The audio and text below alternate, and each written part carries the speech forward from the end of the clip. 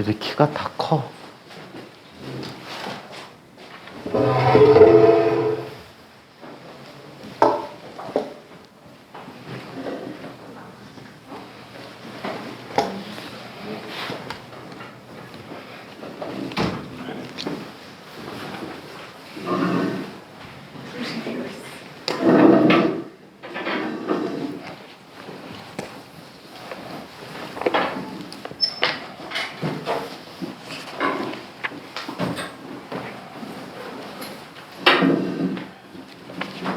책상이 왜 모르겠어.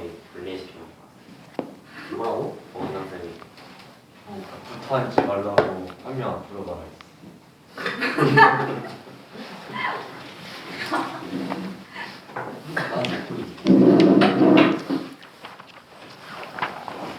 자, 지난 시간에 수소원자 스펙트럼까지 이야기했었죠.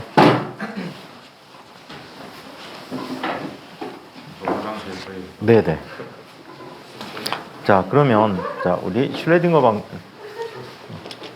슐레딩거 방정식을 풀 건 아니지만 책에 있는 부분을 한번 읽어서 정리할 부분이 있어서 한번 살펴보도록 할게요. 자, 어디부터 읽을 계획이냐면, 자, 여기부터 한번 읽어보도록 하자. 수소 스펙트럼부터 한번 읽어보도록 할게요. 자, 우리는 지난 시간에 보호 모형 얘기할 때 K라고 썼거든. K라고 썼는데 실질적으로 K 대신에 4파 입실론 제로분의 1이라고 계속 쓰는 걸 원하는 선생님들도 계셔요. 책 그대로라면 그렇게 아마 쓰실 가능성이 높아요. 그래서 그거는 참고해서 문제 풀이할 때 정리해 주시고, 중간에 K로 바꿔 썼다 나중에 K는 4파 입실론 제로분의 1이라는 걸 이용해서 다시 대입해서 정리해 주는 방법이 좀 간편한 방법이긴 해. 자, 수소 스펙트럼에 관한 얘기를 한번 살펴볼게요.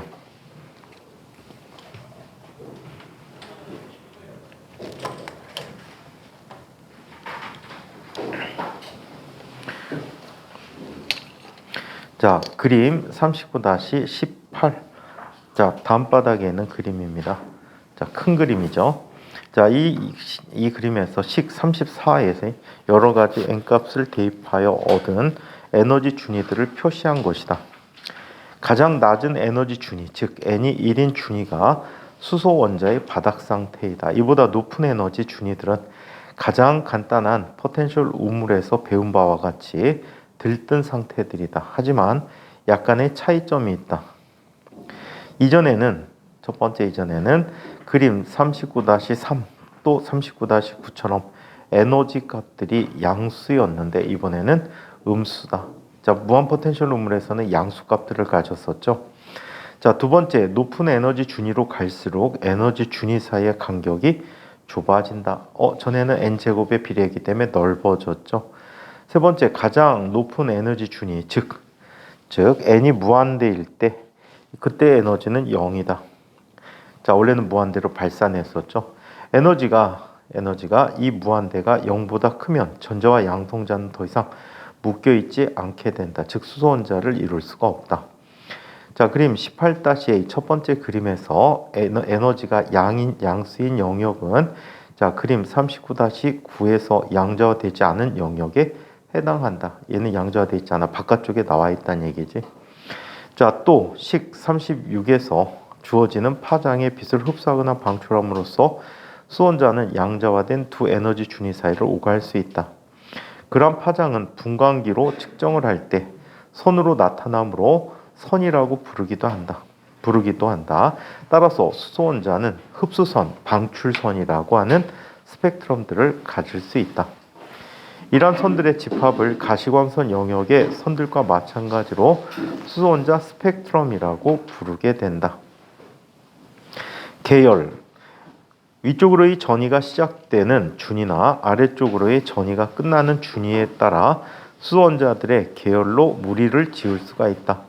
예를 들어서 n이 1인 준위로부터 시작하는 모든 가능한 한 위쪽의 전이에 해당하는 습수선들과 n이 1인 준위에서 끝나는 모든 가능한 한 아래쪽으로의 전이에서 해당하는 방출선들은 자, 뭐라고? 라이먼 계열이라고 하지. 이 선들을 처음 연구한 사람의 이름을 따서 이거 이름이 라이만이잖아, 그지? 근데 한글로 쓸 땐 라이먼이라고 쓰고 있죠. 자, 그래서 라이먼 계열이라고 한다. 자, 한편 수소의 B띠가 라이먼 계열은 N이 1인 기준, 자, N이 1인 기준준이라고 말할 수 있다라고 하고, 마찬가지로 발모 계열은 N이 2인 기준준이고 파셴 계열은 N이 3인 기준준이라고 한다. 자, 이들 계열 몇몇 아래쪽으로의 전이들이 그림 39-18에 표시가 되어 있다. 발모 계열에 4가지 가시광선 영역의 빛들이 있고, 자, 그림 39-18C는 서로 다른 색깔의 화살표로 표시가 되어 있다. 그래서 발모 계열의 3가지 파장대의 방출선이 되겠지, 이거를 표시하고 있대.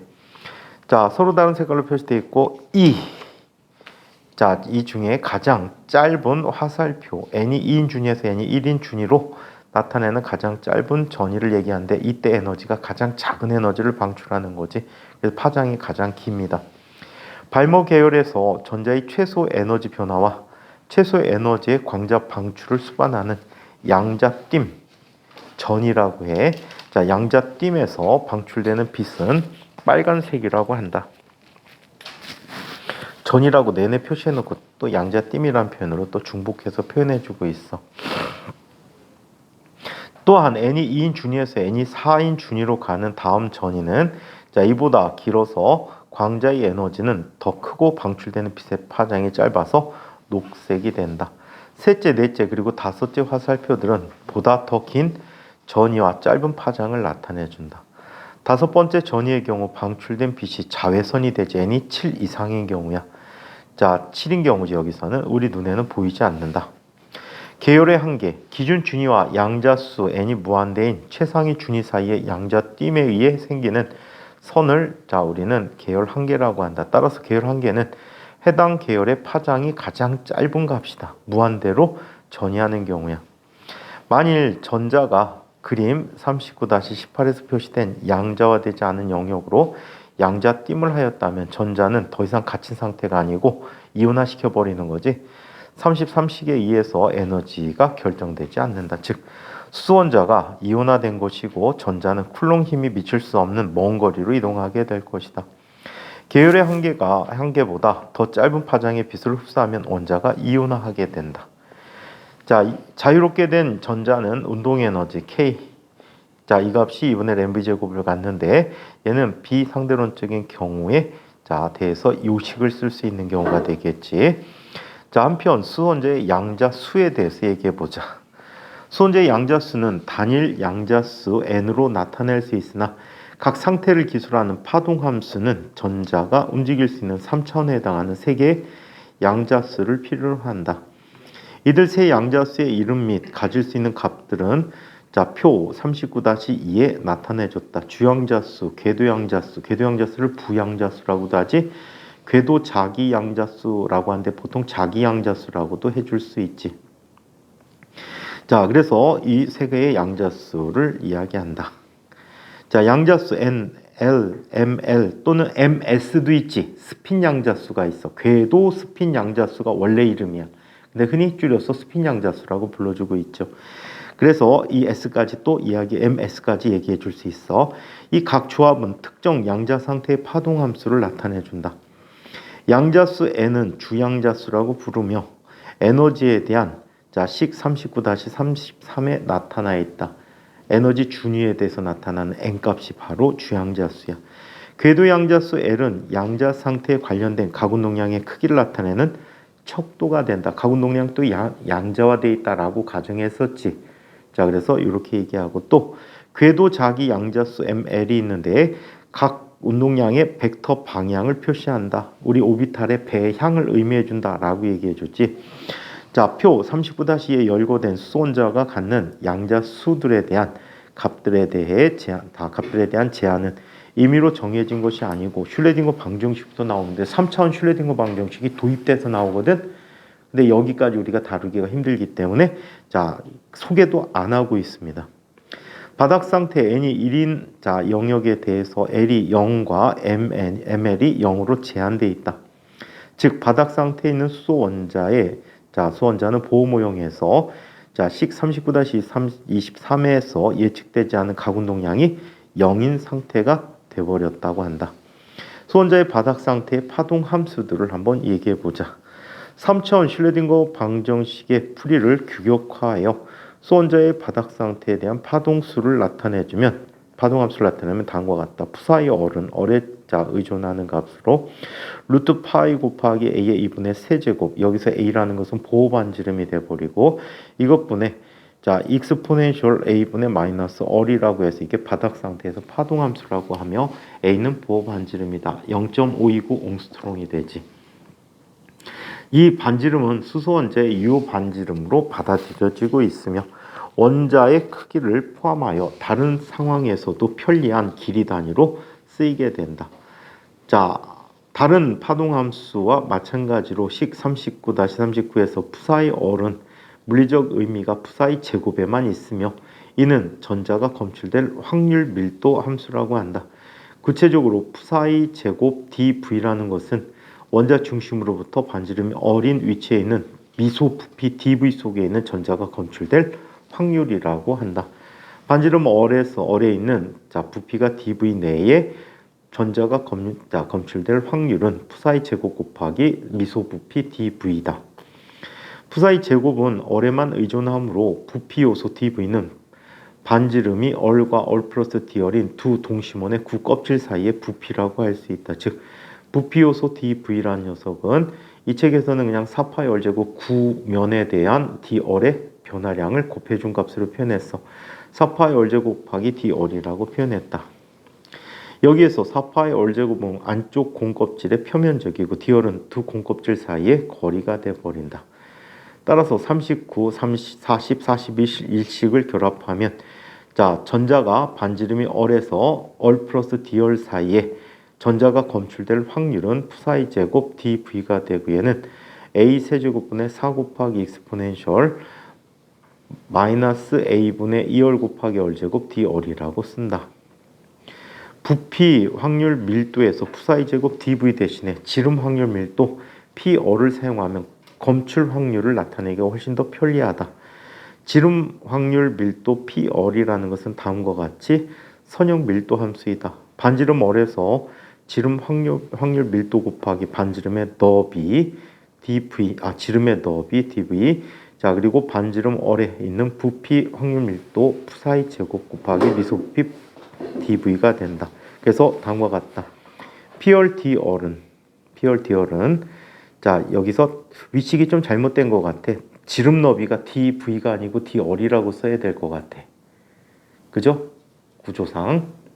자, 그래서 이렇게 나타내주고 이 값은 푸사의 제곱 dv라고 써야 될 것 같아.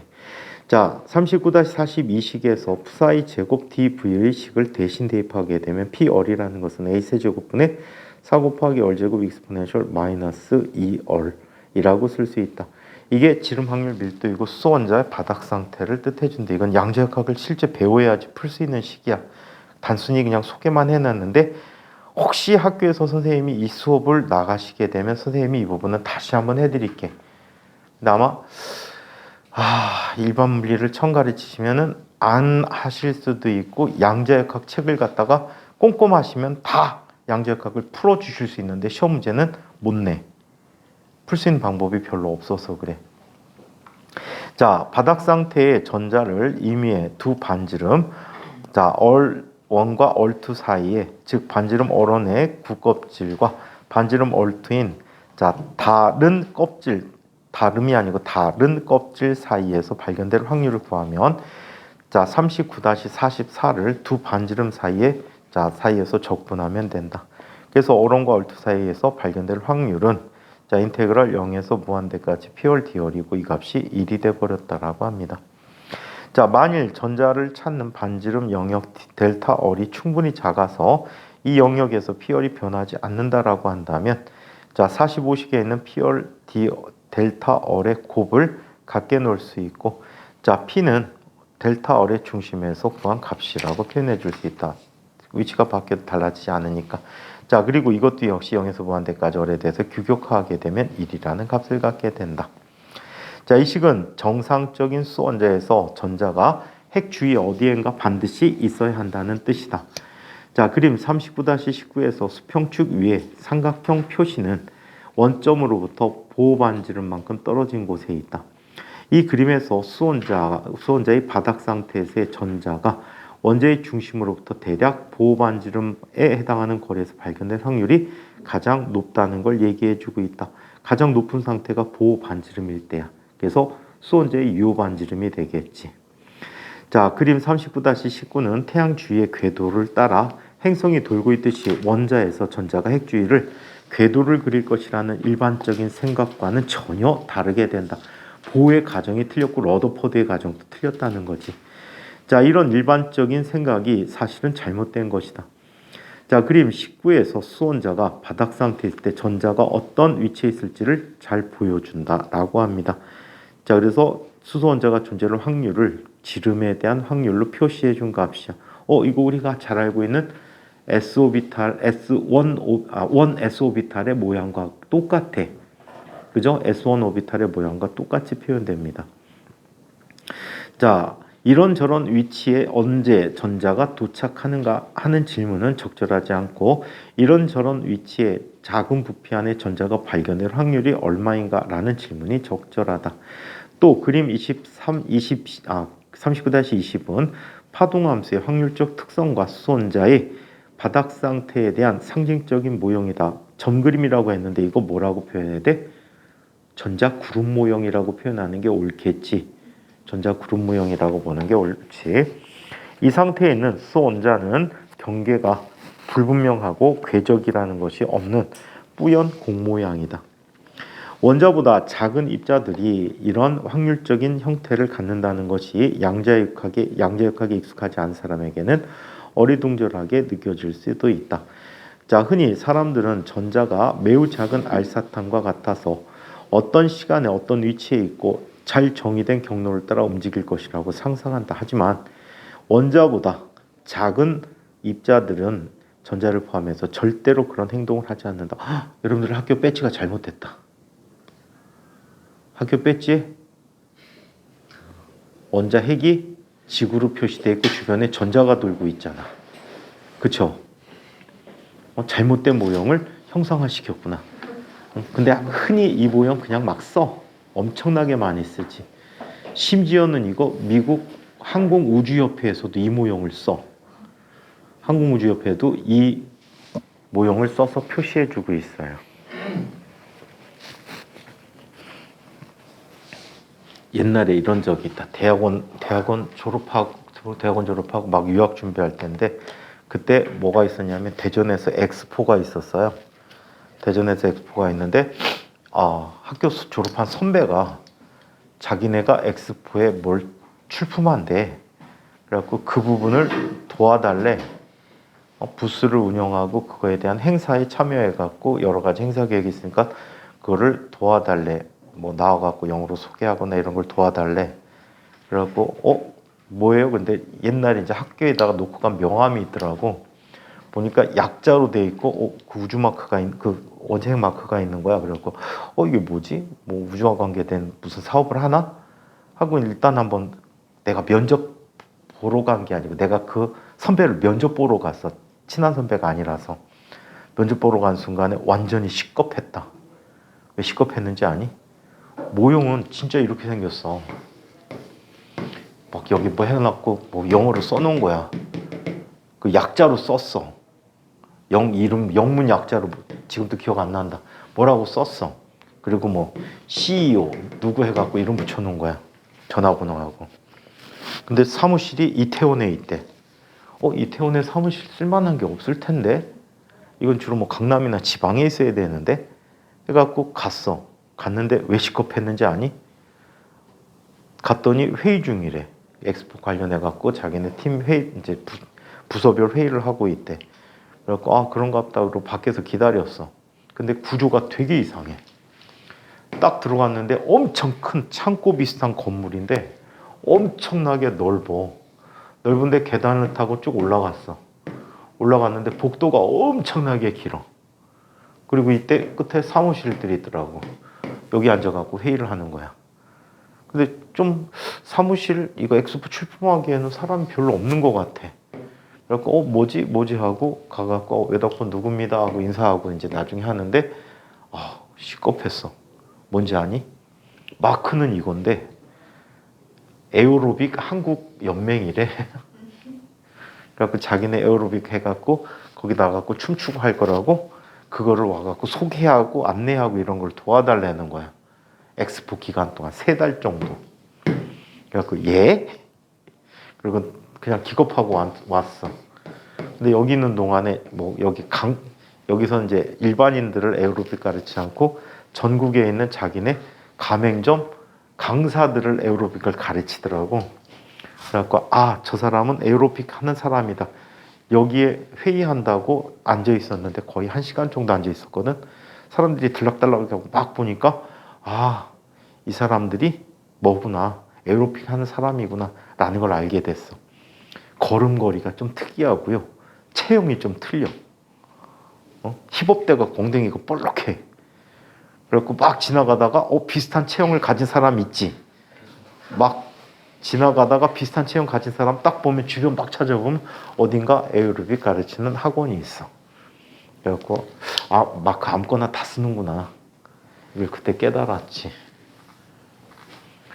얘기 들어보니까 이 선배 아버지가 돈이 무지 많대요. 무지 많은데 이 선배는 공부에 관심이 하나도 없었대요. 공부에 관심이 하나도 없고 돈 욕심이 있대. 이제 돈을 벌려는 욕심이 있어갖고 아마 이거 차린 것 같다고 딴 선배가 얘기해 주더라고, 친구가. 그래갖고 별대다가 봤다. 이런 회사도 있어. 유학 가기 전까지 이름 빌려달래. 왜 빌려달라고 하냐면 석사학위 이상 가진 사람들을 몇 명을 갖고 있으면 방위산업체를 딸 수가 있어. 방위산업체 따면은 방위산업체에서 뭘 하냐면 뭐 방산물건 만들지 않더라도 전략물자 같은 거 만드는데 병역 특례 요원들을 뽑을 수가 있어. 근데 너무 괘씸해서 안 빌려줬어, 이 사장은. 왜 괘씸했는지 아니? 연구 목적으로 사원을 채용해서 그 친구들에게 병역 혜택을 주면서 자기네도 이제 돈 받고 사람도 돈 받게 해야 되는데 이 사람은 짠대가리 굴려갖고 병역 특례를 조건으로 월급을 엄청나게 작게 주고 자기네가 채용해 먹으려고 속셈을 갖고 있더라고. 그래갖고 그냥 연락 나중에 안 받았지. 별 사람들 다 있어요. 되게 짭짤하긴 해. 유학을 가더라도 계속 돈을 주겠대. 응? 짭짤하지? 유학을 가더라도 돈을 주겠대. 한 달에 보통 신입사원 월급들이 한 40만 원, 50만 원 정도 할 때거든. 근데 40만 원씩 매달 주겠대. 그래갖고 혹했는데 사장이 심보가 좀 나빠가지고 그냥 말았어. 너무 나쁜 심보잖아. 고졸 직원 애들을 병역 특례로 데리고 와갖고 걔들을 5년, 6년 동안 거의 공짜에 가깝게 부려먹겠다는 얘기야. 그래갖고 너 했어. 선생님 선배하고 같이 갔었거든. 같이 가고 학위 빌려달라니까. 그랬더니 이상한 사람이더라. 자, 아무튼 마크는 아무나 다 씁니다. 자, 그래서 이렇게 알사탐처럼 생겼는데 이런 궤도를 따라 움직이지는 않는다. 자, 수소 원자의 바닥 상태 에너지는 39-34에서 n이 1인 값을 대입하게 되면 이제 E1은 마이너스 13.6 전자볼트이다. 이 숫자가 얼마나 재밌냐면요. 13.6이라는 숫자가 수은의 밀도이기도 해. 수은의 밀도가 13.6g/s 세제곱센티미터야. 아주 우연이지만 재미난 숫자예요. 그래서 자, 이 에너지 값으로 슐레딩거 방정식을 풀게 되면 39의 파동함수가 나오게 된다. 앞서 다뤘던 파동함수가 됩니다. 자, 실제로 임의의 에너지 값들을 예를 들어서 푸사이가 E가 마이너스 11.6 전자볼트 또는 마이너스 14.3 전자볼트를 넣어도 슐레딩거 방정식을 풀 수는 있다. 자, 이렇게 되면 수원자의 에너지가 양자화되어 있지 않다는 뜻으로 생각할 수 있다. 하지만 이미 에너지가 양자화됐다는 것을 알고 있으므로 뭔가가 잘못된 것이다. 계산해서 얻은 파동함수가 실제로 가능한 풀인가를 확인해 보면 이와 같은 모순을 해결해 줄 수 있다. 실제로 해보면 24식을 만족하지 않는 임의의 에너지 값을 사용하여 얻은 슐레딩거 방정식의 풀이는 얼이 무한대로 멀어짐에 따라 점점 증가하는 이상한 꼴을 갖게 된다고 한다. 0으로 가야 되는데, 즉 이러한 파동함수가 뜻하는 것은 전자가 핵으로부터 매우 먼 곳에 발견될 확률이 크다는 뜻이면은 옳지 않다. 자, 이러한 해를 내버리고 경계 조건이 얼이 무한됨에 따라 푸사이가 0이 되는 해만 취하게 된다. 즉 갇혀있는 전자에 대해서만 관심을 둔다는 뜻이다. 이러한 계산에 의해서 슐레딩거 방정식의 해는 39-33의 양자화된 에너지로 이루어진 불연속적인 집합을 이루게 된다라고 합니다. 자, 이번에는 수원자의 n이 2인 상태. 이때는 s-오비탈과 p-오비탈 두 가지 형태를 갖겠지. 자, 이 s-오비탈 형태가 39-2에 나타난 형태야. 얘네들은 이런 형태로 그림을 그렸을 거야. 얼에 대해서 화학 시간에 이런 식으로 그렸었을 거야. 오케이? 그래서 이런 형태로 나타나는 자, 이런 식을 볼 수가 있다. n이 3일 땐 하나 더 생기지, 봉우리가. 자, 그래서 이렇게 나타내주는 그림이다. n이 2에 대해서 4개의 수원자 상태가 있고 이들 상태가 표 39-3에 요약이 되어 있다. n이 1일 때 s-오비탈을 갖는 경우가 되겠고 첫 번째, 두 번째는 p-오비탈을 갖게 되는 때인데 n이 1일 때가 p-오비탈을 가질 때지. 자, 얘는 자기 궤도 자기 양자수로 자 마이너스 1, 0, 1이라는 값을 갖게 되는 이런 각각의 경우가 되어버립니다. 자, 아무튼 요약이 되어 있다. 우선 n이 2이고 Lm이 0인 상태를 살펴보자. s-오비탈이야. 이 상태의 확률 밀도가 그림 39-21의 점 그림으로 그려져 있다. 이 그림도 그림 20의 바닥 상태 그림과 마찬가지로 구대칭의 형태를 갖는다. 즉 39-22에 정의된 구면 좌표계에서는 확률 밀도가 지름 좌표 얼만의 함수이고 각 좌표 세타나 파이는 무관하게 된다. 실제로 L이 1인 모든 양자 상태는 구대칭 파동함수임이 밝혀졌다. 이것은 양자수 L이 주어진 상태의 각운동량을 나타내는 척도이므로 이치에 맞다. 만약 L이 0이면 각운동량도 0인데 이것은 이 상태의 확률 밀도에 대한 적보축의 선택에 있어서 특별히 선호되는 대칭축이 없어야 된다는 걸 요구한다. 모든 방향에서 동등하다는 얘기지. 그림 23은 n이 2이고 L이 1인 세 가지 상태의 푸사이 제곱에 대한 점 그림이다. 전자 그룹 모형이지. 자, MLE 플러스 1, 마이너스 1인 상태에 대해서 각각 자 표현해주고 있는데 M이 0일 때 상태지. ML이 0일 때 얘는 G축에 대해서 자 대칭인 I고 자 G축에 수직한 두 가지 경우니까 X축, Y축에 대한 오비탈이 되겠지. 흔히 우리가 R형 모양이라고 얘기했던 값을 이야기하게 됩니다. 자, 이런 상태엔 확률 밀도가 나타난다. 이 그림은 G축에 대해서 대칭이지만 부대칭이 아니다. 즉, 세 상태에 대한 확률 밀도는 얼과 각좌표 세타의 함수로 나타내주게 된다고 한다. 자, 그런데 여기서 한 가지 의문이 생긴다. 그림 23에서 명백히 보이는 대칭축은 도대체 어디에서 나오는 것일까? 그 답은 그런 특정한 축 방향이 없다는 것이다. 이런 의문을 해결하기 위해서 그림 23과 같은 세 가지 상태가 모두 같은 에너지를 갖는다는 점에서 착안하여야 한다.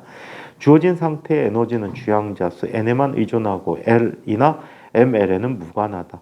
사실 고립된 수원자에 대해서 자 그림 39-23의 세 가지 상태를 실험적으로 구분하는 것은 불가능하다. 나중에 근데 얘를 이렇게 얘기하지. 자, 에너지들이 어때? 원자 하나에 대해서는 이렇게 되어 있지만 실제로 분자 상태에서는 더 복잡한 형태를 갖게 된 에너지 준위를 갖게 될 거야. 자, n이 2이고 L이 1인 세 상태에 대한 확률 밀도를 모두 더하면 특정한 축이 전혀 없는 구대칭이 된다. 전자가 23의 전자가 그림 23에서 나타난 세 상태에 대해서 각각 그 시간에 3분의 1씩 머무는 것으로 생각할 수 있으며 세 개의 독립적인 파동함수의 합이 양자수가 n이 2이고 L이 1인 구대칭의 버금 껍질을 형성한다고 볼 수 있다. 자, 이들 각각의 개별적인 상태는 수소 원자가 외부 전기장이나 자기장에 놓여 있을 때만 나타나는데 이 경우에 n이 2고 l이 1인 버금 껍질의 세 상태는 서로 다른 에너지를 갖게 되고, 자, 이때 전기장 또는 자기장 방향에 따라 대칭축이 결정되게 된다. 자, 그럼 자, 그림. 자, 39-21의 확률 밀도가 그려진 n이 2고 l이 0인 상태에서, 자, 그림 23과 같은 세 가지 상태에 같은 에너지를 갖게 되고, 자, 또 39-3에 있는 네 가지 상태에 하나의 양자수 n으로 표시되는 구대칭의 껍질을 형성한다 본다. 껍질과 버금 껍질의 중요성은 40장에서 두 개 이상의 전자를 갖는 원자를 다룰 때 명확해지게 된다. 다전자 원자 같은 경우에는 각각의 에너지 상태가 다시 똑같은 양자수를 갖지 못하기 때문에 에너지 차이를 갖게 되지, 그래서 에너지가 낮은 쪽부터 채워지는 것을 볼 수가 있을 거야. 학시간에 이거 배웠을걸? 각각의 오비탈에 대해서 주양자수만 같다면 같은 레벨의 에너지 껍질을 갖는다는 것. 전자 부껍질들이 어때? 같은 에너지를 갖는다라고 하지. 근데 다전자 원자는 똑같은 양자 상태의 전자를 가질 수 없기 때문에 에너지들이 간격이 차이가 있지. 그래서 전자가 채워지는 순서가 나타나게 된 거죠. 자, 그래서 이런 부분을 다룰 때 명확해진다. 근데 물리에서는 거의 안 다룬다, 이 부분은. 자, 39-24에서 큰 양자수 n이 45에서 그 상태에서 가장 큰 궤도 양자수는 L은 n-1이 돼서 44라는 값을 갖게 되고, m 값은 그러면 마이너스 44에서 플러스 44까지의 모든 값들을 다 갖겠지. 자, 이렇게 이거에 대한 수소 원자의 지름 확률 밀도에 대한 점 그림이라고 한다. 24그림이 그런 그림이 돼요. 자, 그림의 확률 밀도는 지축에 대해서 대칭이고 XY 평면에 거의 누운 고리 모양을 가지고 있다. 고리의 평균 반지름, 자, 이 값은 n제곱 a라고 얘기하며 a는 보호 반지름이라 한다. 평균 반지름은 바닥 상태에 있는 수소 원자의 유효 반지름의 2000배 이상이라고 한다. 자, 그림 24에서 고전 물리에서 본 전자 궤도에 가깝다. 여기서 또 다른 보호의 대응 원리를 기술할 수가 있다. 즉, 양자수가 커지면 양자 물리의 예측이 고전 물리의 예측에 접근하게 된다. 매우 큰 양자수, 예를 들어서 n이 1000이고 L이 999에 대해서 24와 같은 점 그림을 그린다면 어떻게 보일지를 상상해 보아라. 아마도 유사하게 나타나겠죠. 그래서 물질파 더 알아보기에 대한 슐레딩거 방정식에 대한 예인데, 만약에 학교에서 이걸 양자역학 수준으로 나간다면 그때 해드리겠습니다. 해드리겠는데 여기서는 안 할게요. 자, 그 다음에 이제 원자의 특성에 대한 얘기인데 여기는 일단 넘어가도록 할게요. 여기는 나온다면 잡다스럽게 갖고 기말고사에 한꺼번에 나와요. 기말고사에 한꺼번에 나오는데 주된 얘기는 거의 안 나오고요. 여기서 주로 나오는 게 자성에 대한 얘기를 물어볼 수 있고요. 자성에 대해서 물어볼 수 있고, 또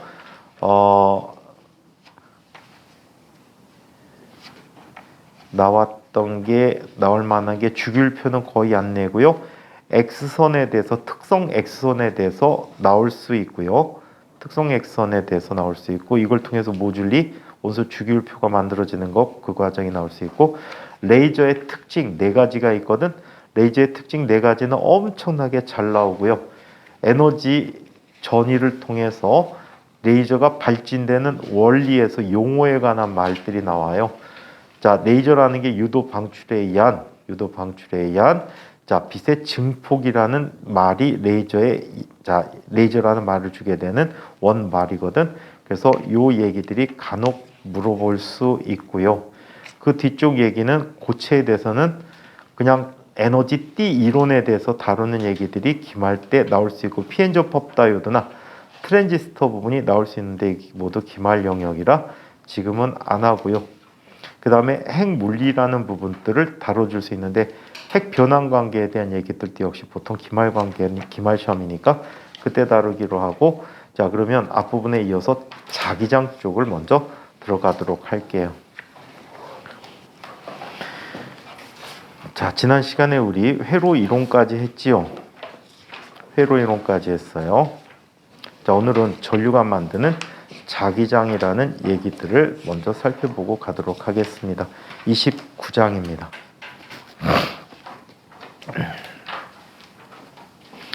3월 중순 정도까지는 기말 진도 대비해 갖고 계속 진도를 나갈게요. 진도를 나가고 중간에 그거는 한번 해드릴게요. 뭘 해드릴 거냐면 우리 역학에서 빠진 부분, 안 했던 부분들이 좀 있어. 시험 안 봤던 게 단진동 안 봤지? 그 다음에 유체도 안 봤는데 유체는 할지 안 할지 최근 연도에 한 적이 없어. 최근 연도에 한 적이 없어서 그 부분하고 그 언저리 부분들을 한번 역학적 파동도 할 수도 있고 안 할 수도 있어서 그 부분을 좀 더 보충해서 나갈 때 그거는 계약하고 어떻게 될지 한번 선생님께 여쭤보고 나서 합시다. 역학 부분에 이런 부분을 지난 기말 때 안 봤는데 진도를 나가실지 안 나가실지를 한번 여쭤보세요. 담당 선생님한테. 만약에 나간다고 하면 그때 다뤄드리도록 할게요. 자, 그러면 전류가 만드는 자기장 얘기를 한번 살펴봅시다.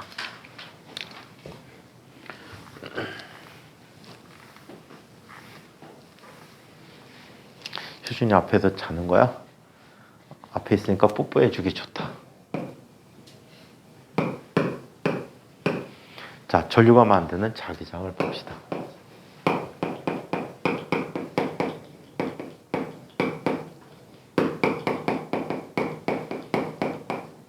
자, 여기를 담당한 선생님이 수학적으로 자신 없으면 건너가실 가능성도 있어요. 건너가실 가능성도 있는데, 자, 이 부분을 얘기해 볼게요. 이거는 비오사바르 법칙이라는 제목으로 바꿔 쓰도록 할게요.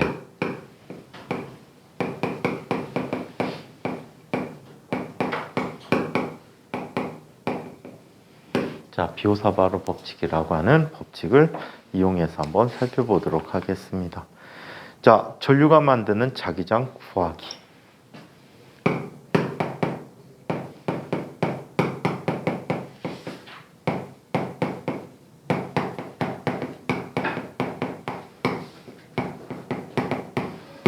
마치 이거는 자, 쿨롱 법칙을 이용해서 전기장 계산하는 것과 유사하다라고 얘기해 줄 수가 있습니다.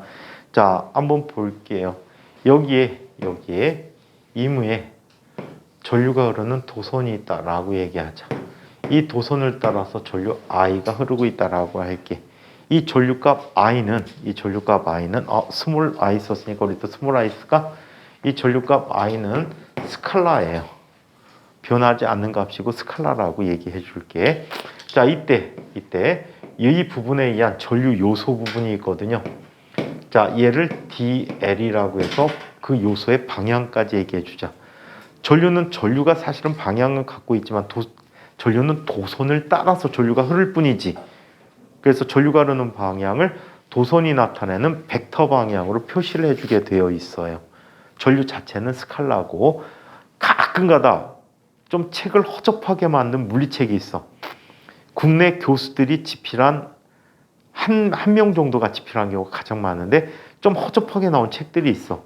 그 책들 보시면 전류에다 벡터 표시한 사람도 있어. 엄밀하게 개념 자체가 틀린 거야. 개념 자체 틀렸어. 전류엔 벡터 표시를 하지 않습니다. 또 이상한 사람 또 있어. 같은 사람이었는데 회전 관성에다도 벡터 붙이는 사람이 있어.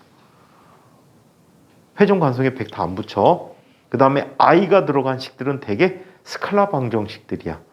벡터 방정식이 아니고 스칼라 방정식이고 크기만 정의하고 회전 관성을 정의하는 것들은 스칼라 방정식들이 많아.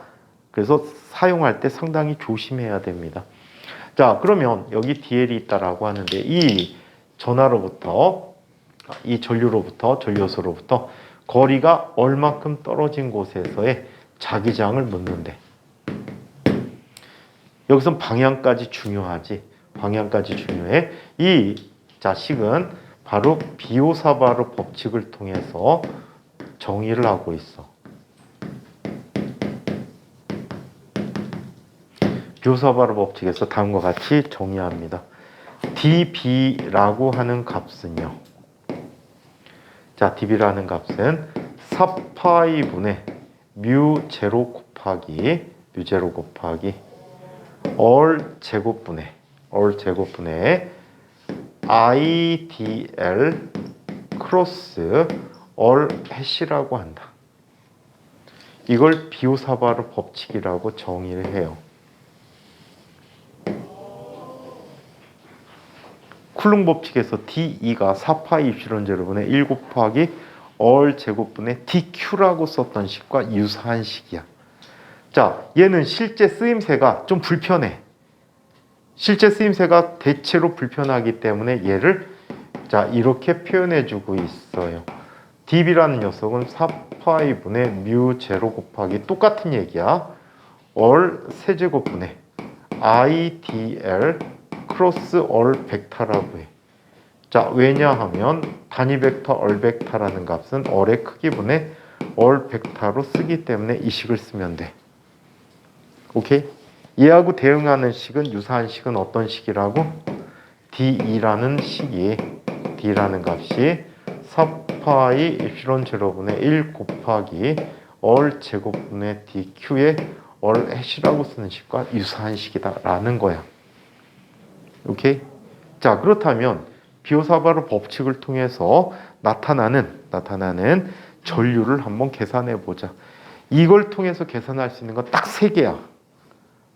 딱 3개가 있는데 그 중에 첫 번째, 두 번째는 알아두고 세 번째는 안 해주셔도 돼. 학교에서 안 물어보더라고. 학교에서 안 물어봐. 근데 첫 번째 거를 이용해갖고 좀 복합적으로 계산하는 문제도 물어보는 경우가 있어. 판때기 형태로 전류가 흐르는 거는 물어볼 수도 있어요. 자, 그러면 한번 계산을 해볼게요. 자, 무한 직선 도선에 의한 자기장을 한번 보자.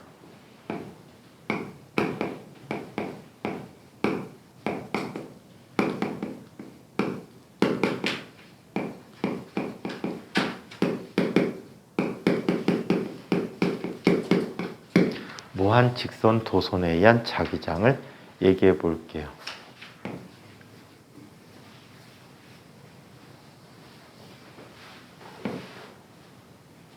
도선에 생기진 않지. 이름을 다시 써줘야 되겠다. 무한 직선 도선에 흐르는 전류에 의한 자기장.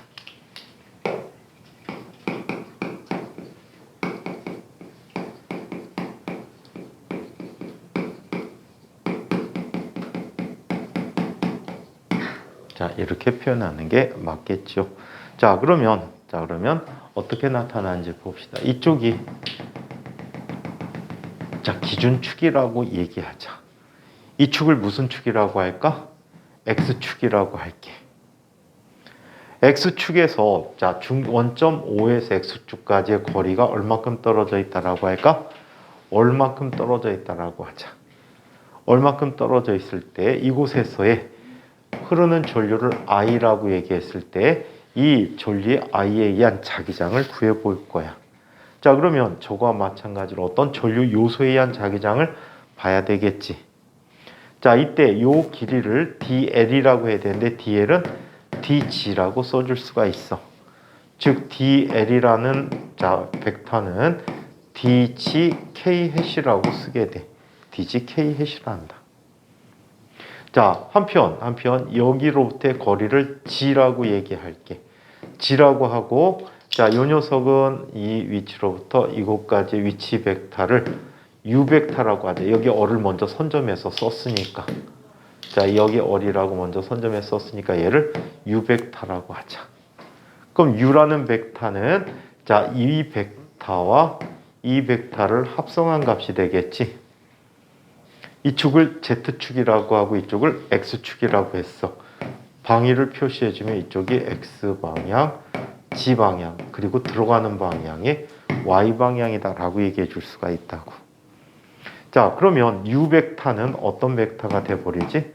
U라는 벡터는 all I hat 더하기 GK hat이라고 쓰는 벡터가 되겠다.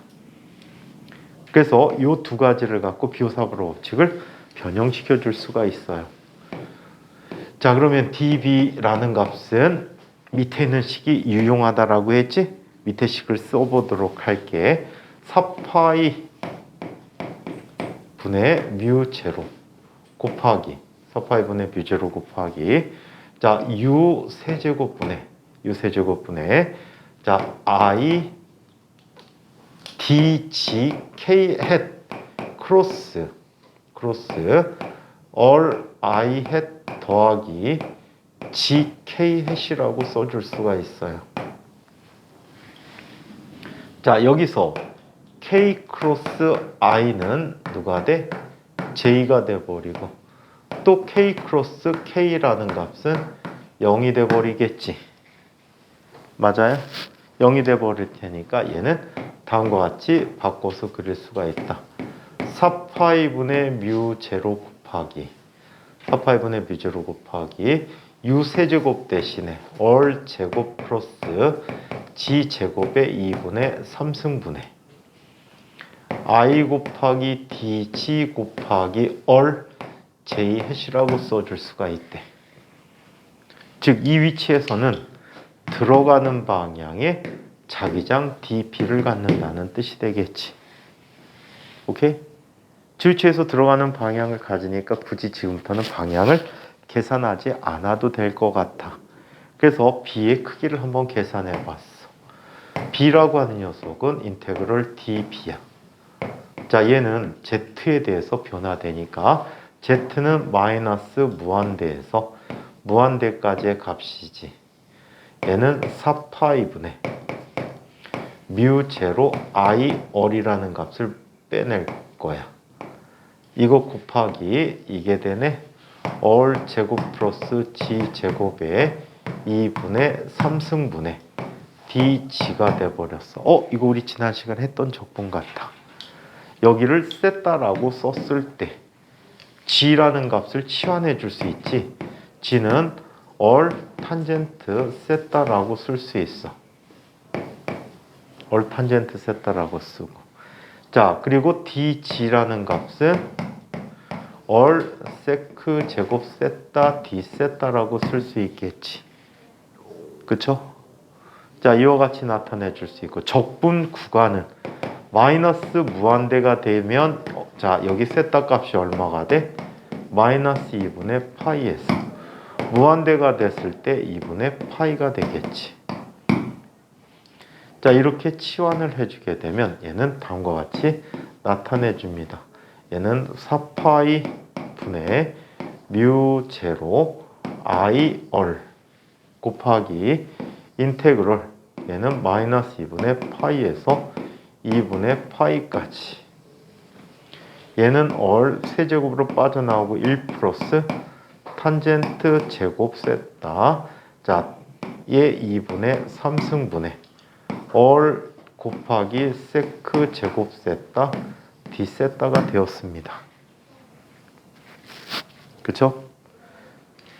자, 그렇다면 얘 하나씩 지워져 버리고 밖으로 나가면 얘는 4파이 all분의 뮤 제로 i all에 1 플러스 탄젠트 세타의 제곱은 뭐가 됐지? 세크 제곱 세타가 돼버렸지. 그거의 2분의 3승이야. 그럼 세제곱이 되겠네? 세제곱이면 코사인, 자, 세크 세제곱분의 세크가 되니까, 세크분의 1이 되니까 코사인에 대한 적분이 되겠죠. 마이너스 2분의 파이에서 2분의 파이까지 코사인 세타 d 세타라고 합니다. 자, 그러면 쟤는 뭐가 돼버리죠? 쟤는 뭐가 돼버릴까요? 4파이 all분의 뮤 제로 i. 자, all 지워졌지? all이 지워졌어. all분의, 자, 얘는 사인 세타 마이너스 2분의 파이 넣고 2분의 파이 넣고. 그러면 사인 90도는 1이지. 사인 마이너스 90도면 마이너스 1이 되니까 마이너스 마이너스니까 플러스가 돼서 얘는 2가 돼버리지. 따라서 이 값이 2파이 all분의 뮤 제로 i라는 값이 됐어. 우리가 흔히 알고 있는 이 표현을 썼던 값이지. 2파이분의 뮤 제로 곱하기 all분의 i. 얘를 k 곱하기 all분의 i라고 많이 썼었단 말이야. 이게 바로 무한 직선 도선으로는 전류에 의한 자기장이다. 그럼 방향은 어떤 방향이야? 여기선 들어가는 방향이지. 그럼 매 순간순간에 항상 들어가다 보니까 얘는 어떻게 되니? 이렇게 원둘레를 빙글 돌아가는 방향으로 나타난대. 그쵸? 이 방향을 이렇게 잡아주죠. 우리 오른손으로 전류가 가는 방향으로 엄지손가락을 일치시키고 나머지 네 손가락으로 이 도선을 움켜줬을 때 엄지 방향이 전류 방향이라면 나머지 네 손가락 방향이 바로 자기장 방향이라는 그 방향을 결정해 줄 수 있는 문제가 됩니다. 그리고 반지름이 점점 커질수록 비가 감소하는 걸로 봐 자속 밀도가 감소하고 있지. 여기선 자기장이라고도 표현했지만 우리 자기장을 이렇게도 표현해요. 자기력이 미치는 공간 또는 단위 면적을 수직으로 지나는 자기력선의 수. 그래서 자속 밀도라는 표현을 쓰고 있거든요. 그래서 자속 밀도라는 표현을 쓰기 때문에 자, 얘네들 자기장이 감소한다는 것은 자속 밀도가 줄어든다라는 얘기로 표현해 줄 수가 있습니다. 자, 이 문제는 N만 하면 잘 안 내줘. N만 하면 잘 안 내주는 문제야. 왜? 이건 앙페르 법칙을 통해서 아주 쉽게 계산해 줄 수가 있거든. 근데 얘로만 풀 수 있는 문제가 하나 있어. 그래서 얘는 시험에 나와. 바로 원형 도선에 의한 자기장이야. 자, 원형 도선에 의한 자기장을 얘기해 보자. 원형 도선에 흐르는 전류에 의한 자기장.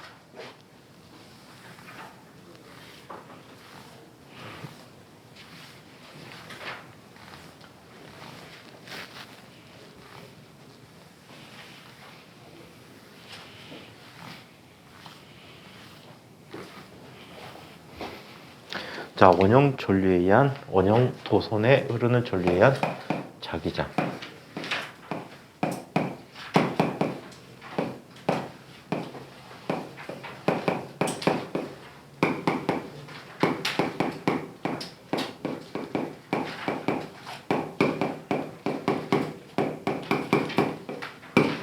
자, 원형 도선에 흐르는 전류에 의한 자기장을 얘기해 보도록 할게요. 자, 얘는 이렇게 나타내 줍니다.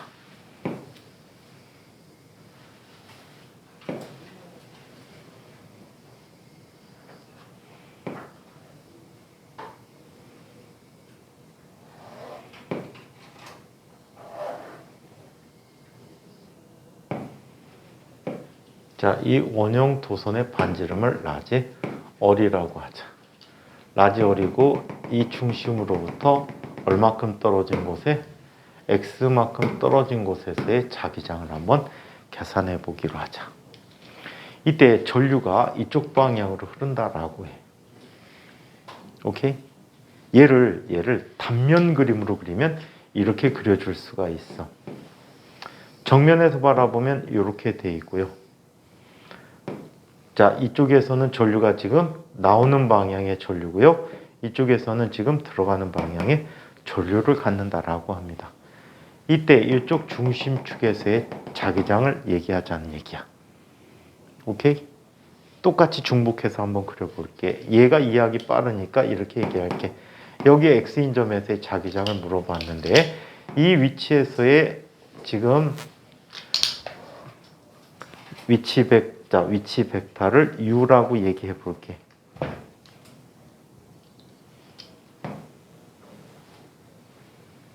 자, 얘가 U 벡터가 되는 거야. 이때 자기장 방향은 이 점에 대해서 지금 직선 모양하고 똑같이 나오는 방향의 자기장이라 얘와 수직한 방향의 자기장을 갖게 돼. 어떻게? 이렇게 나타나게 되지. 얘와 수직한 방향으로 이런 자기장을 갖게 돼.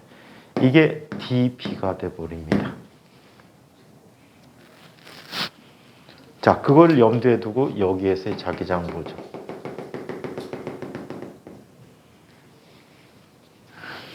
공포의 대각선이구나. 오늘은 대각선으로 졸고 있어. 자, 여기에 이렇게 나타났을 때 여기에 자기장이 수직한 이 방향이야. 이게 dB야. dB라고 해. 자, 근데 대칭 녀석이 있잖아. 요 녀석이. 맞아요? 요 녀석에 의한 자기장 이 방향이란 말이야. 그래서 여기에 수직하게 나타나는 이 방향의 모양이 돼버려. 자, 여기도 똑같이 그려주면 똑같은 그림인데 어떻게 놓고 보느냐의 관점이야. 이걸로 보면 가끔가다 아이들이 헷갈려서 이걸로 바꿔 그린 거야. 근데 원그림에다 한번 계속 표시를 해줄게. 자, 얘가 이쪽으로 DB가 나타났다면 얘도 이쪽 방향으로 수직한 방향으로 뭐가 나타나? DB가 나타난 거지. 그럼 두 녀석에 대해서 자, 원을 이루는 평면과 나란한 성분의 자기장 성분은 어떻게 돼? 지워진단 말이야. 이때 얘가 갖는 각을 세타라고 잘못 쓰면 문제를 망칠 수 있어. 세타가 아니야. 세타는 여기서 돌아가는 방향을 세타라고 얘기하겠지. 그래서 얘는 뭐라고 표현해야 돼? 알파라고 그냥 표현해보자. 쟤도 알파라고 써서 나타내는 책들도 많아. 그래서 세타 헷갈려 할까봐. 자, 그래서 이렇게 나타났다라고 하면 얘는 우리가 구하고자 하는 건 이 성분만 구하면 되겠지. 이 성분 구하고 한 바퀴 삥 돌아서 계산시키면 돼. 만약에 이 성분 두 개로 해주면 반만 돌려야 돼. 대칭이니까. 그래서 자, 하나만 쓰고 한 바퀴 빙글 돌리면 되거든. 얘가 dB 곱하기 얘가 알파면 얘도 알파니까 sin 알파라는 값이 됐대. 자, 얘가 U고 어리고 X가 되니까 sin 알파는 U분의 어리 돼 버리겠지.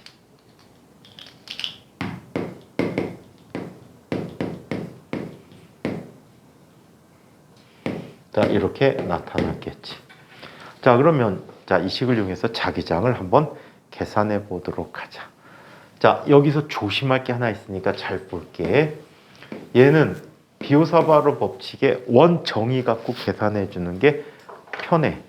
비오사바로 법칙 원래 정의 갖고 계산하는 게 편해.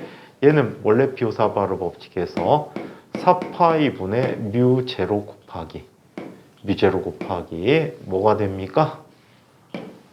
여기서는 U 제곱분의 I DL 크로스 U 해시야. 자, 한번 볼게 방향을. U의 방향은 어떤 방향이야? 이 방향이지. 여기서 DL 방향은 이 방향이야. 그럼 항상 어떻게 돼? 수직하단 말이야. 수직하면 크로스곱이 뭐가 돼? 사인 90도가 1이 돼 버리니까 이렇게 나타나게 되지. 얘는 항상 수직해. 따라서 방향은 이 방향이라는 걸 정해놓고 크기만 계산해주면 된다는 얘기야. 이해해요? 자, 따라서 얘는 이렇게 얘기합니다. dB라는 값은 4파이분의 뮤 제로 곱하기 U 제곱분의 I 곱하기 여기서 빙글빙글 돌아가는 DL의 크기는 이 크기가 되겠지. 반지름 어리고 이 중심각을 D세타라고 한다면 DL의 크기는 라지 얼 곱하기 D세타라는 값이 되어버려. 라지 얼 곱하기 D세타다. 자, 그러면 얘는 뭐가 되어버립니까? 라지 얼 곱하기 D세타만 남게 되네. 오케이? 그래서 크기가 이런 크기를 갖게 된대. 다시 한번 정리해주면 얘는 이렇게 정리되지. 4파이분의 뮤 제로 곱하기 U 제곱이면 얘는 자, X의 제곱이구나. 어이쿠. X의 제곱 더하기 라지얼의 제곱 분의 뭐가 돼? I 라지얼 D세타가 돼버린 거지. 자, 여기에서 B를 구할 때 이렇게 구하게 돼. 인테그럴 dB 곱하기 sin 알파라고 써. 이게 자주 하지 않다 보면 실수를 엄청나게 많이 하는 부분인데 이 실수를 한다. 흔히 이걸 세타라고 많이 쓰니까 여기 sin 세타라고 써. 그리고 이 아이에 대해서 적분을 해버려. 세타 정의 자체가 잘못된 거지. 세타는 여기서 돌아가는 걸 세타라고 쓰고 이걸 알파로 썼는데 이걸 혼용해서 막 쓰다 보니까 많은 사람들이 사인 세타를 적분해버려서 잘못된 결과를 주게 해. 그래서 그것만 조심하시면 얘는 쉽게 가. 자, 얘를 크로스곱을 이렇게 만들어줘서 간단하게 만들어줬다는 사실, 세타하고 알파를 구분해서 쓸 줄 알아야 된다는 두 가지 사실만 정확히 인식하시면 돼요. 자, 그렇다면 얘는 이렇게 돼버리네. 인테그럴 4파이분의 뮤 제로 I 곱하기 얼 곱하기 x제곱 플러스 여기 사인 세타를 해주면 라지얼 제곱에 얘가 u분의 얼이 돼버리니까 u분의 얼 라지얼이라고 써야 되겠지. u분의 라지얼이 돼버리니까 이거에 얼마? 2분의 3승분의 라지얼 곱하기 d 세타야. 이 세타는 한 바퀴 돌아야 되니까 여기부터 2파이까지라고 그래. 한 바퀴 돌아서 자기장을 계산했으니까 여기는 전체 값이 뭐니? 세타와 전혀 상관없는 값이지. 그래서 가장 쉬운 계산법이야. 관계만 비교해주면 되고 적분 하나도 없어서 가장 쉬워. 얘는 이렇게 나타납니다. 4파이 곱하기 뮤 제로 I 곱하기 x제곱 플러스 라지얼 제곱에 2분의 3승분의 라지얼 제곱 곱하기 인테그럴 0에서 2파이까지 d 세타가 돼버렸지. 이 값이 바로 뭐가 되니? 이 값이 2파이라는 값이 돼버렸지. 적분 결과가 2파이가 돼버리므로 쟤는 다음과 같이 쓸 수 있다. b라고 하는 값은 위치가 x에 관한 함수로 주어지는 b가 되겠네. 이 b라는 녀석은 2분의 뮤 제로 곱하기 I 곱하기 얼 제곱 더하기 x 제곱에 2분의 3승분의 라지얼 제곱이라고 합니다. 오케이? 라지얼 제곱이라고 해. 만일 원의 중심이라면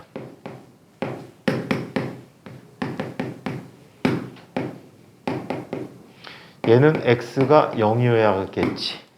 x가 0이야. 그죠? x가 0이다 보니까 얘는 자 bx라는 값 b0이라고 할게. 원점에서의 중심점에서의 자기장이니까 2분의 뮤 제로 곱하기 0이 돼버리니까 얼세제곱이 돼서 얘는 라지얼분의 i라는 값이 됐다.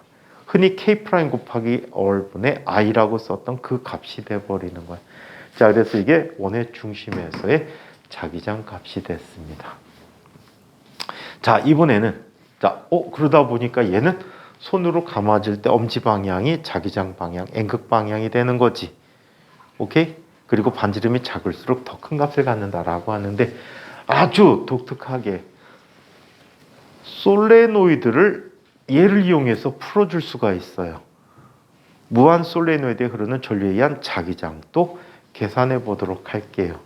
계산이 약간 지저분해서 학교에서는 안 할 가능성이 굉장히 높아요. 연태까지 선생님 중에 요거 하신 선생님 거의 없었고 옛날에 학교 경시 문제로 나온 적은 있어. 학교 내 교내 경시 문제로 나온 적이 있는데 요거를 다뤄주는 선생님은 수업 중에 없으신 것 같아. 자, 이걸 한번 보자. 무한 솔레노이드예요.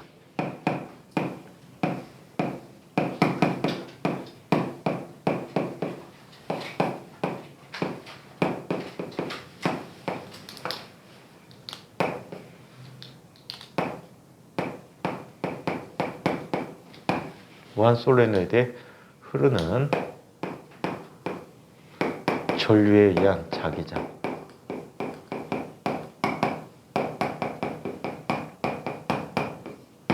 자, 이 자기장을 한번 얘기해 보자. 얘는 이렇게 한번 볼까요? 무한이긴 솔레노이드가 있대요.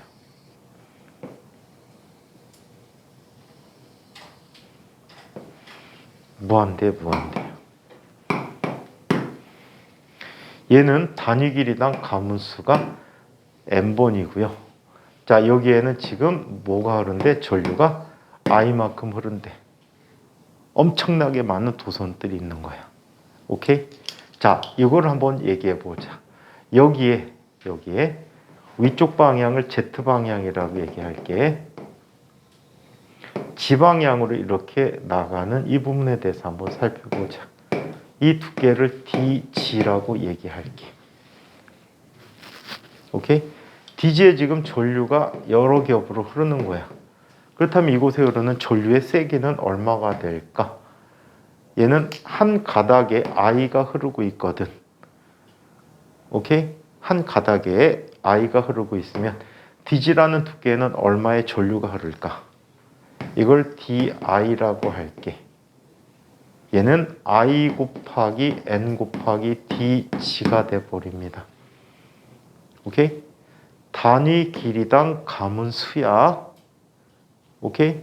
그럼 전체 길이에 대해서 이 두께 폭이 되는 거지. 자, 단위 길이당 감수니까 DG라는 길이 속에 대해서 감수가 정해지겠지?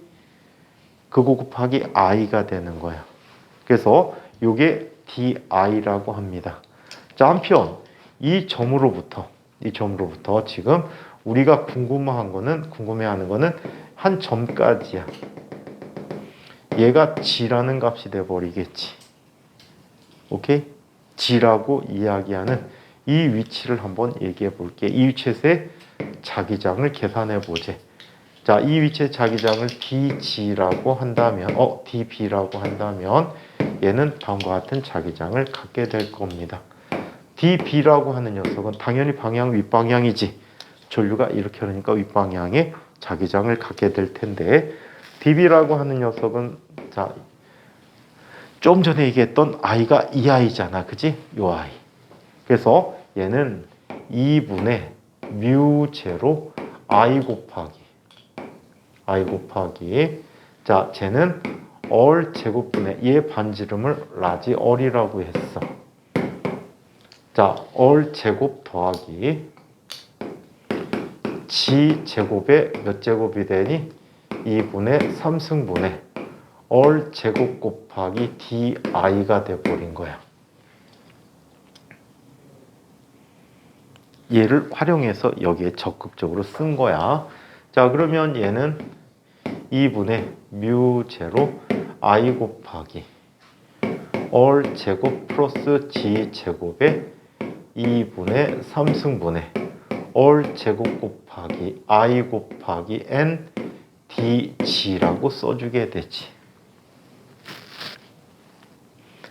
자, 이때 G라는 녀석은 마이너스 무한대에서 무한대까지가 되겠지. 맞아요? 이렇게 나타났대요. 자, 그렇다면 B라고 하는 값은 자, 인테그럴 dB라고 하고 얘는 인테그럴 마이너스 무한대에서 무한대까지 2분의 뮤 제로 I 곱하기 상수들 그냥 빼버리자.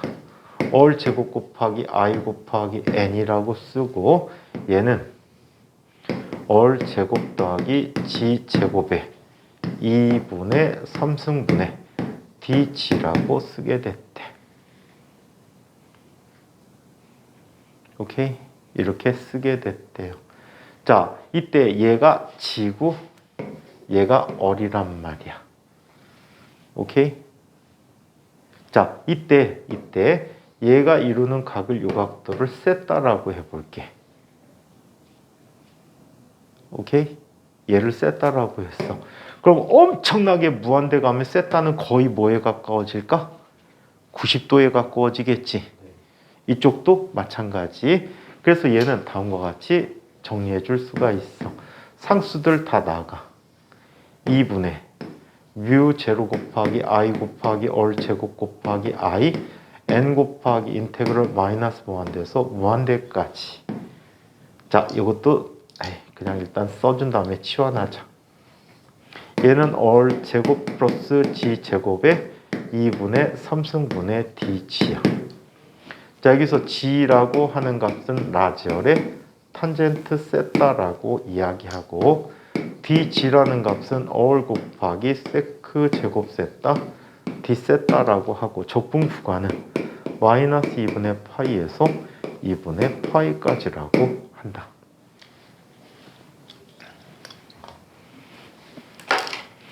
자, 그러면 DB라는 것은 B라고 하는 것은 다음과 같이 이야기돼 줄 수 있겠지. 치환해주면 그냥 는이라고 쓰자. 치환해주면 얘는 2분의 뮤 제로 I 곱하기 얼 제곱 뻘 제곱 아이쿠 i를 내가 2번 썼다. 미쳤나봐. 오 마이 갓. i에 빼버려야 돼. 자, 그러면 뮤제로 i 얼 제곱 n. 이것도 스몰 i라고 써야지. 어휴. 스몰 i라고 써야지. 자, 그래서 이거 곱하기 인테그럴.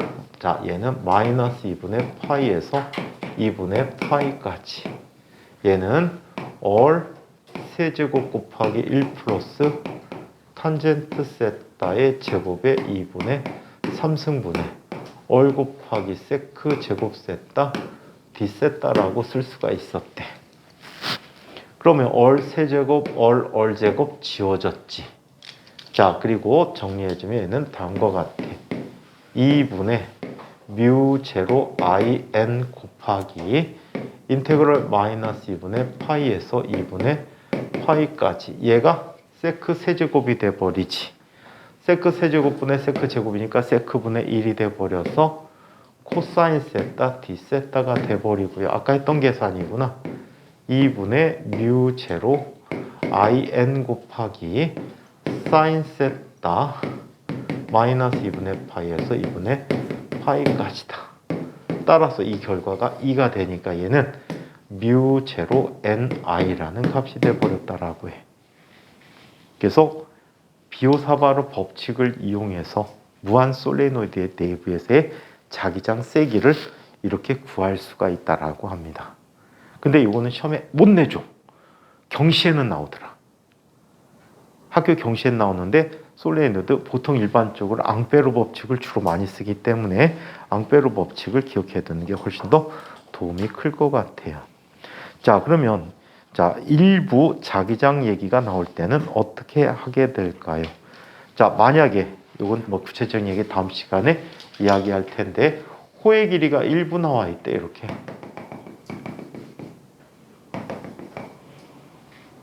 만약에 이게 세타만큼 나와 있다면요. 세타만큼 나와 있다면 얘를 등분해 주면 돼. 이걸 똑바로 갔을 때 예를 들어서 좀 쉬운 걸로 갈까 문제? 여기 반지름이 라지 얼이야. 그리고 4분의 1만큼, 즉 얘가 90도가 되게 자 나타난대. 전류가 만약에 이 방향이라면 여기서 자기장은 나오는 방향이 되겠지. 맞아요? 그럼 이곳에서의 자기장이 얼마냐는 얘기야. 그럼 도선이 몇 분의 몇 밖에 없는 거야? 한 바퀴 빙글 돌았을 때 4분의 1배가 되지. 따라서 B는 이렇게 쓰면 돼. 4분의 1에 자 아까 얘기했던 2분의 뮤 제로 곱하기 반지름 라지얼분의 i라고 쓰게 돼. 이해해?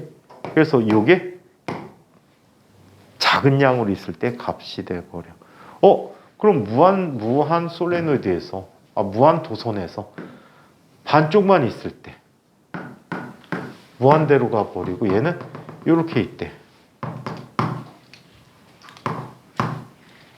이때 값은 여기서 자기장 값이 크기가 얼마가 돼버린데 방향은 안 맞겠지. 방향은 안 맞을 텐데 자기장 크기는 이렇게 들어가는 방향 똑같아. 이거는 방향 똑같네. 자 얘는 얼마? 2분의 1 곱하기 2파이분의 뮤 제로 곱하기 얼분의 i라고 쓰게 돼. 오케이? 토막 나 있을 때는 기여하는 부분이 줄기 때문에 이렇게 표현해 줄 수 있다라고 합니다. 그래서 이 내용까지 이야기해 드리고 내일은 자, 요 비오사바르 법칙 마저 한번 다시 정리해 드리고요. 자, 전류에 작용하는 힘과 앙페르 법칙이라는 법칙을 한번 살펴보도록 하겠습니다. 이 내용까지 질문 있는 분 없으십니까? 마칩시다.